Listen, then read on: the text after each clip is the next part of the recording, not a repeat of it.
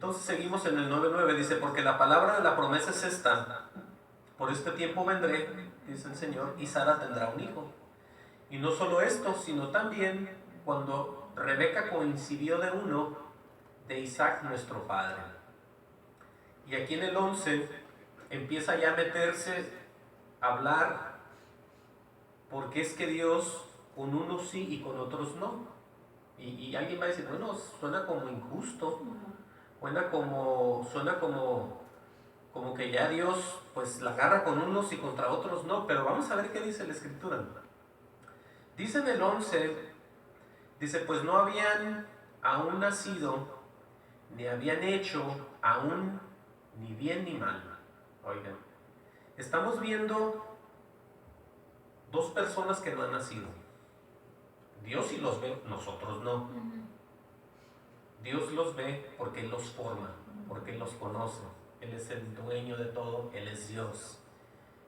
Dice que delante de nuestros ojos humanos, limitados, nosotros no vemos nada, ni han hecho nada ellos, los dos niños.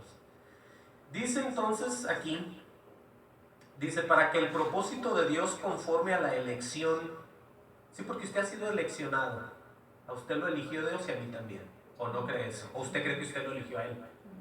Él dice que Él nos escogió a nosotros. Entonces, ¿hay elección o no hay elección? Sí hay.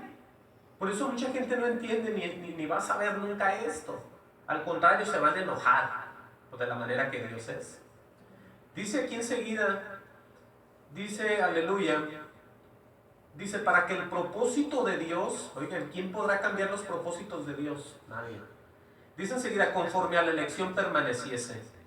Y luego dice, no por las obras, sino por el que llama. Ahora, aquí vamos nosotros ya a ver que nadie puede ganarse la salvación. Me refiero a que con obras no ganamos nada. Si somos llamados, trabajamos en fe y hacemos obras. Nadie puede hacer obras en fe si Dios no le ha hablado. No puede ser de la otra manera. Ellos no pueden cambiar el orden de Dios. Cuando nosotros hacemos obras, son en el Espíritu, porque ya Dios nos hace trabajar de esa manera. Por eso esa elección no viene por obras, sino por el que llama. ¿Han oído que dice gente, oh, él lo llamó Dios, o los llamó a estos, o los llamó? Siempre hay un llamado para toda la gente, porque son llamados a muchas cosas, a salvación, a trabajar, pero todo es dentro de lo que es de Dios. Miren, vamos a leer aquí, lo vamos a leer 2 veces, pero esta es la primera vez. Vamos a leer Romanos 8:28. Nosotros sabemos que el Señor les dijo a los discípulos, ustedes no me escogieron a mí, yo los escogí a ustedes. Y uno de ustedes es diablo, refiriéndose a Judas. Quiere decir que Él escoge ¿a quién? A buenos y a malos. Por eso dice que sus benditos de Él y sus malditos de Él. Ahora, escuche bien cómo nosotros estamos dentro de la elección. Dice en Romanos 8:28, dice, y sabemos que a los que aman a Dios, esto ya lo hemos explicado otras veces, nadie puede amar a Dios si Dios no le ha amado primero. Él nos amó primero. Para que nosotros amemos a Dios, tuvo forzosamente que Él amarnos primeramente a nosotros. Por eso ya, cuando ya estamos ahí, ya somos de la familia de Dios. Y dice, y sabemos que los que aman a Dios, todas las cosas les ayudan a bien. Fíjense cómo llega ese conforte y esa paz de la que el mundo no conoce. Aquí es donde podemos nosotros ya vernos divididos de ellos. ¿Por qué? Por lo que ellos son y lo que ellos creen. Así sean nuestros hijos, nuestros hermanos en la sangre, nuestros padres y madres y abuelos, lo que sea. Si no están en el Señor, usted está separado de ellos y ellos de usted. Amén. Entienda eso. Es muy triste, pero es la verdad. Por eso les decía que esto va a ser muy difícil de que muchos lo entiendan y lo puedan digerir. Pero Dios es así. Y sabemos que los que aman a Dios, ¿cuántos aman a Dios aquí? Amén. Dice, todas las cosas les ayudan a bien. Y luego dice, esto es, aquí viene ya el trabajo celestial que Dios y usted van a empezar a hacer y yo también. Dice, a los que conforme a su propósito son llamados. Todos los que somos del Señor tenemos esos llamados, ese llamado a trabajar en la obra de Él. de hablarle a otras personas, de hacer un montón de cosas. Por eso a los que conforme a su propósito son llamados. Y aquí está a lo que me refiero cuando Él nos llama y la elección que no cambia, ni va a cambiar, de personas que son salvas. No va a haber alguien que, él nunca le habló al Señor y lo salvó. No, desde antes le había hablado. Aunque se haya convertido a los 100 años, esa persona era llamada. Amén. Esa era predestinada. No, pero ¿por qué Dios no le habló? Bueno, tú no sabes. Pero si él se arrepiente a los 99 años, él era una persona que ya Dios había llamado. Amén. Así como tú que te habló a los 5 o te habló a los 4. Es lo que la gente no entiende. Pero vean lo que dice el 29. Dice, porque a los que antes conoció. Amén a eso. ¿Qué dice cuando ya nos conoció y nos vio y dice también los predestinó? O sea que ya nos puso en un camino, ya estamos predestinados a seguir, a vivir, a andar con Él y a irnos al cielo. ¿Qué dice? Para que fuesen hechos conforme a la imagen de su Hijo. Ahí estamos entendiendo ya muy bien de qué se trata el ser cristiano. ¿De qué se trata el estar en la obra de Dios? ¿Sí? ¿Cómo podemos nosotros servirle a las personas, hablar de un Cristo, de un Dios, si ni siquiera creemos en Él? Si ni siquiera escuchamos su voz, si ni siquiera vemos de qué se trata. No podemos nosotros aplicar nada divinamente a nadie si no tenemos a Cristo en nuestro corazón. Por eso aquí dice de qué se trata el cristianismo. Los evangélicos vueltos a nacer, ¿sí? Los que sirven de sal y de luz, los que hacen diferencia entre los demás. Vean, ¿para qué es esto? Para que fueren hechos conformes a la imagen de su Hijo. No a la imagen de ningún santo carnal que fue nacido de hombre y de mujer, no. Nosotros tenemos que parecernos al Hijo de Dios, a Jesucristo. Ahí está escrito, vean. Dice, para que Él sea el primogénito entre muchos hermanos. Dice, y luego dice el 30, y a los que predestinó, ¿sí? A estos también llamó. Usted no puede decir por qué Dios lo llamó a usted, ni yo. Yo no puedo decir, es porque yo me guardaba desde niño, ¿verdad? Es porque yo nunca dije malas palabras cuando era un niño. Es que porque a lo mejor yo un día pensé que... No, nadie, ni queríamos de Dios. Por eso cuando viene el cumplimiento, nosotros le creemos a Él y le decimos amén, Señor. Pero aquí está, mira, para los que no han entendido muy bien, y a los que predestinó, a estos también llamó, dice, y a los que llamó, a estos también justificó, y a los que justificó, a estos también glorificó. Y alguien va a decir, bueno, entonces nadie se pierde de los que estamos en el Señor. No, pero es que ya, cuando Él nos ve que vamos a hacer todo eso, se cumple lo que está escrito. Lo que no se puede cumplir algo que esté escrito si nosotros desobedecemos, para que me entienda. Usted no puede echarse al mundo, volverse al santo mandamiento y que Romanos 8, 28, 29 y 30 pasen en su vida. Eso no existe.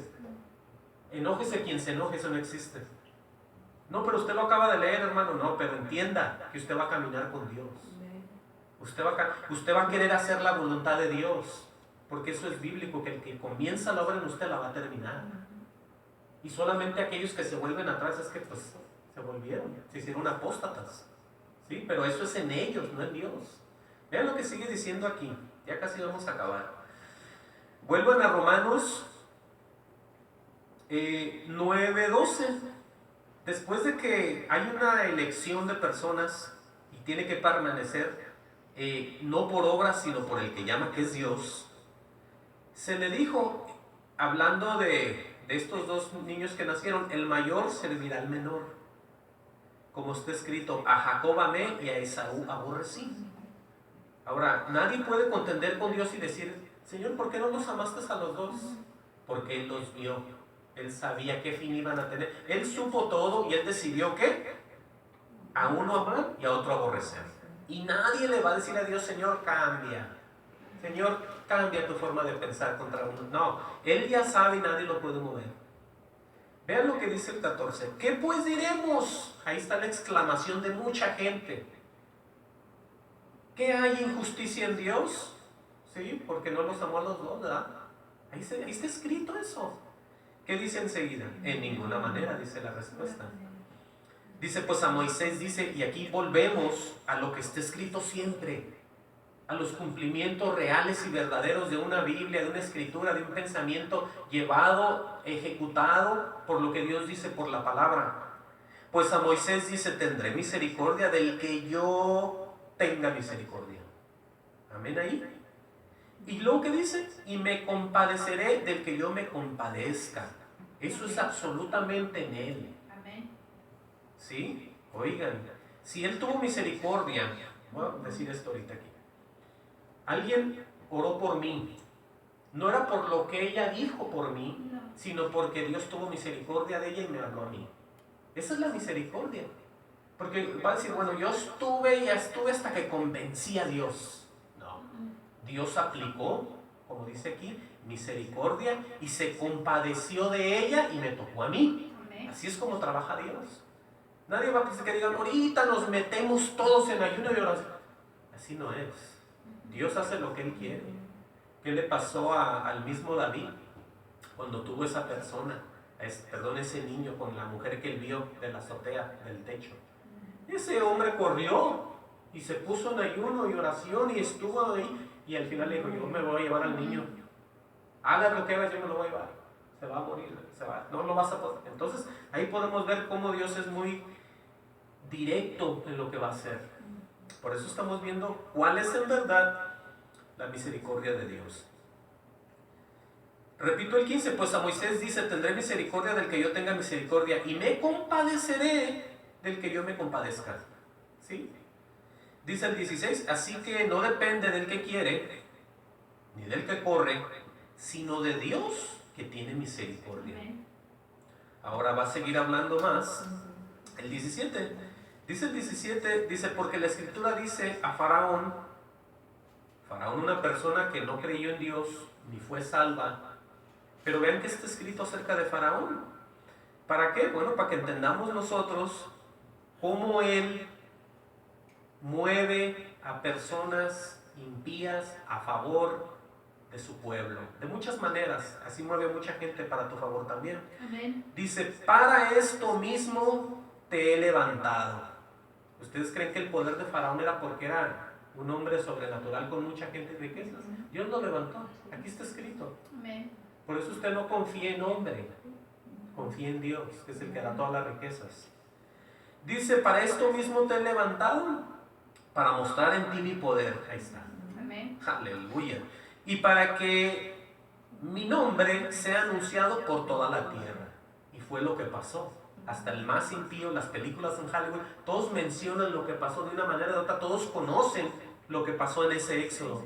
Y se menciona que fue un Dios, el Dios de Israel. Ahí está. Vean cómo se cumple todo eso. Aleluya. Dice el 18, de manera, aquí es donde viene lo más interesante y lo más tremendo. De manera que de quien quiere, más bien, ¿verdad? De manera que de quien quiere, tiene misericordia. Y al que quiere endurecer, endurece.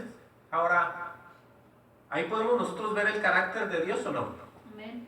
Vean, cuando usted todavía no llegaba el cumplimiento de que usted viniera a los pies del Señor, usted estaba endurecido y yo también.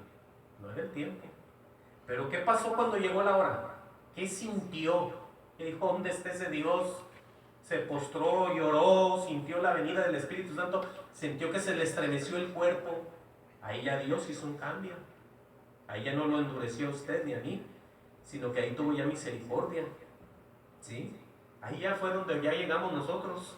Por eso les digo, todo esto está en orden. Dice el 19, pero me dirás, ¿por qué pues sin culpa? ¿Por qué? ¿Quién ha resistido su voluntad? O sea, supongamos en el caso de los gemelos, ¿no?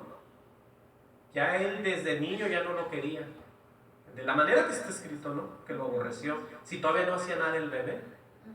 ¿Sí? Pero dice, ¿por qué inculpa el Señor? ¿Quién ha resistido su voluntad? Pues, pensando humanamente, la gente siempre tiene esas preguntas. Pero nosotros no vivimos ya humanamente.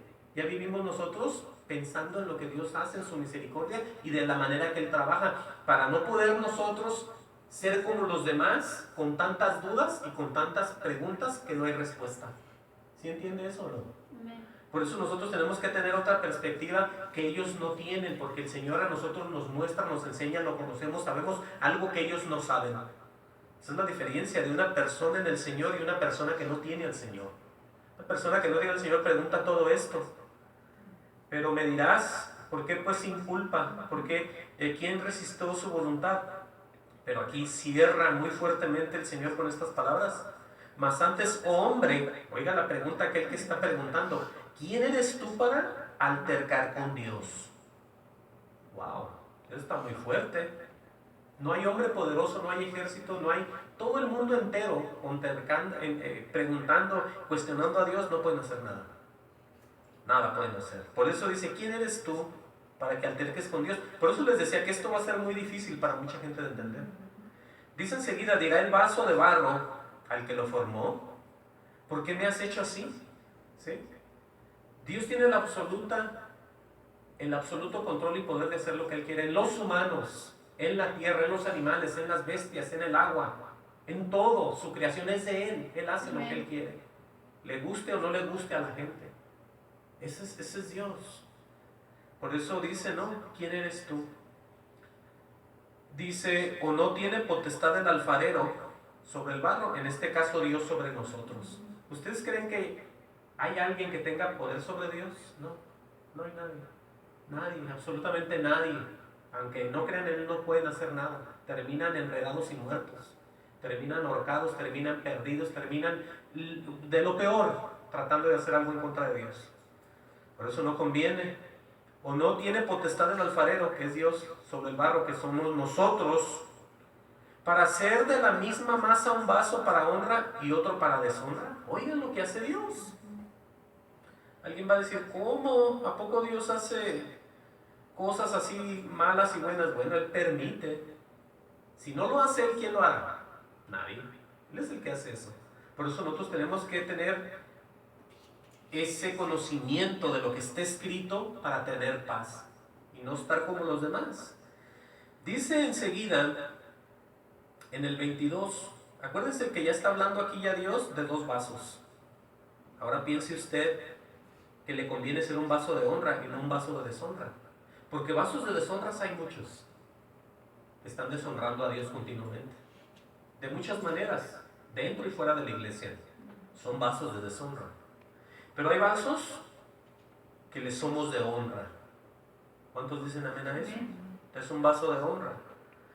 Dice, aleluya, dice el 21, que no tiene potestad el alfarero sobre el barro, ¿da? Para hacer de la misma masa un vaso para honra y otro para deshonra. Por eso, cuando Jacob y Esaú salieron de la misma madre, ¿qué fue lo que hizo Dios ahí? Uno de honra y uno de deshonra. De la misma masa, de la misma madre, el mismo padre. Si ya no piense tanto en el lodo, sino que en las mismas familias. ¿Sí? Ahí por eso está el caso de Caín y Abel, del mismo barro, del mismo Adán y de la misma Eva. Tremendo, ¿no? Sigue diciendo entonces, oigan bien ya. Dice el 22, ¿y qué si Dios queriendo mostrar su ira, oigan ahí, y hacer notorio su poder, soportó con mucha paciencia los vasos de ira preparados para destrucción? Y usted piense en todos los villanos del mundo. Piense en quien quiera, en Hitler, en Stalin, en Mussolini, en todos esos dictadores. Dios, en el tiempo de ellos, con mucha paciencia, los guardó, porque también ellos estaban preparados para la destrucción. Sí, porque si él ve que iban a ser Hitler de 3 años, ¿usted cree que no lo pudo matar luego? Pero hay propósitos, vasos de deshonra. Podemos ver nosotros que Él ya sabe, así como usted lo ve, desde antes los ve estos también. Qué tremendo es, ¿no? Entonces, aquí está escrito, no puede usted decir que no entiende. Dice, y hacer notorio su poder, soportó con mucha, porque es que Dios, un Dios de paz, de amor y de paciencia y de cosas buenas, tiene que soportar a estos malvados. Dejarlos que hagan eso, porque Él ya sabe el propósito, pues, para que me entienda, con ellos y con las demás personas, en este caso, todos esos judíos. Por eso entendamos que Dios no se equivoca en nada. Hacer notorio su poder, soportó con mucha paciencia los vasos de ira preparados para destrucción. ¿Será que Judas era un vaso de ira también? ¿Era el hijo de perdición? Y ahí estaba entre los demás apóstoles. Él era un apóstol, el apóstol Judas. Iscariote perdió también. Vean, para la destrucción. Ahora, vamos a ver, les voy a mostrar aquí en la Biblia también, que en el Proverbio 16:1 habla de ellos también. Si esto es para que usted reciba conocimiento bíblico de parte de nuestro Señor y ya no viva temeroso diciendo, ay esto, ay lo otro. Usted conociendo esto tiene que recibir más paz en su vida, porque es lo más normal, que usted camine con Dios y sí se asombre y sí sepa, pero después reciba paz y diga, wow, es que escrito está, yo no puedo hacer nada, Dios me lo mostró, yo sé, y usted esté tranquilo y tranquila. Proverbio 16:1. Aleluya, gloria al Señor Jesús. ¿Qué dice Proverbio? Este Proverbio 16:1, apúntelo para que se lo muestre a mucha gente, porque la gente le va a decir, ¿y dónde está escrito? ¿Y por qué? Bueno, apunte. ¿Sí? Proverbio 16:1. ¿Qué dice ahí? Aleluya, oigan bien los pensamientos de los hombres. Dice, del hombre son las disposiciones del corazón. ¿Qué quiere decir eso? Los que están antes del Señor, antes de venir al Señor. Oh, yo voy a hacer esto, dicen, ¿verdad? Oh, yo ahorita voy a hacer esto, voy a poner esto, voy a decidir y hacer esto, me voy a dedicar a esto. Bueno, tú te dispones en tu corazón. Nada de malo. Bueno, vamos a seguir leyendo. Del hombre son las disposiciones del corazón, mas de Jehová es la respuesta de la lengua. ¿Qué quiere decir? Que si tú tienes un deseo, se lo encomiendes a Dios. Si te conviene, Dios te va a apoyar. Si no, nunca va a pasar. ¿Sí? Si tú empiezas a creer en el Señor, empiezas tú a tener una relación de dos con el Señor, con el Padre, con su Hijo Jesucristo. Empiezas tú a caminar, a consultar, a decir, Señor, ¿me conviene? Quiero hacer esto. Mira, por eso está escrito esto. Dice, del hombre son las disposiciones del corazón, más de Jehová es la respuesta de la lengua. ¿Sí? ¿Cómo te parece eso? Dice, todos los caminos del hombre son limpios en su propia opinión. Todo lo vas a ver tú bien. Me voy a ir, voy a comprar casa, voy a estudiar, voy a trabajar, voy a tener hijos, voy a tener familia, voy a tener un negocio, todo se mira muy bien. Pero te olvidas de algo, que tienes que hacer la voluntad de Dios. Tienes que preguntar, tienes que buscar el reino de Dios y su justicia, para que todo lo demás sea añadido. Pero dice enseguida que todos, te repito, todos los caminos del hombre son limpios en su propia opinión. Dice, pero Jehová pesa los espíritus. Y luego aquí da, aleluya, una recomendación. Encomienda a Jehová tus obras. Eso es lo que les decía, ¿sería? Y tus pensamientos serán afirmados. Qué hermosa bendición es esa. ¿Te cuesta mucho a ti invocar el nombre del Señor y pedirle una guía? No, sabiendo que te conviene. Y me conviene a mí. Porque es que nosotros para muchas cosas somos muy perezosos. No queremos hacer esto. Entonces, si Dios nos bendice, ¿por qué no pedirle, Señor, guíeme? Señor, muéstrame. Señor, yo quiero que tú sepas esto. Señor, me conviene. Señor, le sigo aquí o me voy. Señor, le brinco a yo, ¿qué hago? Consulte con Dios. Amén. Aquí está escrito. Es que usted no puede vivir creyendo en Dios y haciendo su voluntad, y yo tampoco. ¿Estamos entendiendo, no? Amén. Dice muy claramente ahí, en cuanto a nosotros, que nos metamos ahí con Él. Pero vean lo que sigue diciendo. Todas las cosas ha hecho Jehová para sí mismo. Oigan, acuérdense de los vasos de honra y de deshonra. Y dice enseguida, y aún limpió para el día malo. Abominaciones a Jehová, todo altivo de corazón. Ciertamente no quedará impune. Wow. Entonces ahí podemos ver que Dios hace completamente todo. Al crean o no crean. Por eso dice que hasta los impíos para el día malo. Y mucha gente dice, salven a todos los que puedan, niños y mujeres primero, como en las películas. Pero vemos que hay gente impía y ese día van a acabar ahí. Van a terminar muy mal. ¿Cuáles son? Yo no sé, solamente Dios sabe. Por eso entendamos de qué se trata la misericordia de Dios. Aleluya. Ya casi vamos a terminar. Miren, vengan de regreso a Romanos.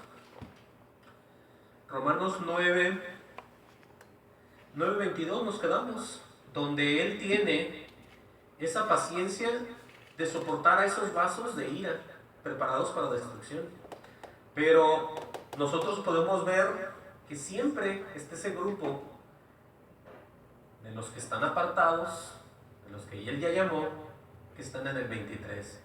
Dice, y para ser notorias, gloria al Señor, aleluya, para hacer notorias las riquezas de su gloria. Eso es a lo que siempre hemos dicho cuando hablamos aquí. Que usted tiene que tener la seguridad si ha recibido o ha visto la gloria de Dios, porque esa es la señal de que Dios está con usted también. Hay muchas maneras de ver las manifestaciones de Dios en su vida: prosperidad, salud, paz, bienestar. Pero acuérdense que todas las cosas nos ayudan a bien. Eso es muy difícil no poder ver esto. Por eso en el 23 dice: a lo contrario de los vasos de ira, dice en el 23, y para hacer notorias las riquezas de su gloria, a usted y a mí, los que hemos creído, los que hemos recibido misericordia, los que nos hemos hallado fieles delante de Él. Si usted puede asegurar hoy en día si usted ha visto la gloria de Dios o no. Usted tiene que saber. Yo no le voy a decir dígalo, declárelo, no, porque si a usted le pasó o no le pasó. Usted puede ser un participante de esto o no, basado en lo que usted ha vivido con Dios. No lo que yo le digo, lo que yo le decía, sino lo que Dios le ha dado a usted como un hijo o una hija de Dios. Por eso hoy nos vamos a quedar ya leyendo esto, miren.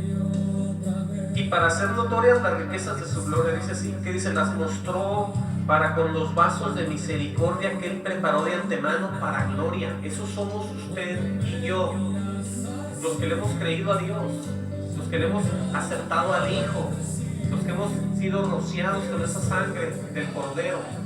Nosotros somos los que hemos ya sido, estamos viendo esas riquezas de las que Él habla. Mire, vamos a leer aquí 8:28, 31. Vamos a leer ahí. Dice: ¿qué pues diremos a esto? Dice: si Dios es por nosotros, ¿quién contra nosotros? Dice así: el que no escatimó a su propio Hijo, sino que le entregó por todos nosotros, ¿cómo no nos dará también con Él todas las cosas?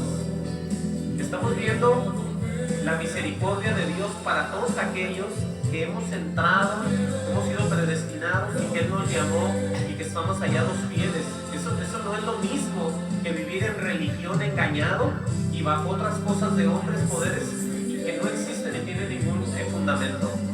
Por eso diario se habla de todas estas cosas. Se habla siempre del Señor Jesucristo, el que no escatimó a su propio Hijo, dice, sino que lo entregó por todos nosotros. Se pregunta: ¿cómo no nos dará también con Él todas las cosas? Dice: ¿quién acusará a los escogidos de Dios? Dios es el que justifica. ¿Quién es el que condenará? Cristo es el que murió, mas aún el que también resucitó, el que además está a la diestra de Dios, el que también intercede por nosotros. Y ahí vamos a cerrar. Ahí así nos podemos dar cuenta que esa misericordia de Dios no es para toda la gente, no es para todos los grupos, para todos los religiosos, para todo el mundo, no. La misericordia de Dios es para todos aquellos que permanecen, le creen y caminan bajo el poder del Señor y le han entregado el corazón sobre todas las cosas. Amén. Dios les bendiga.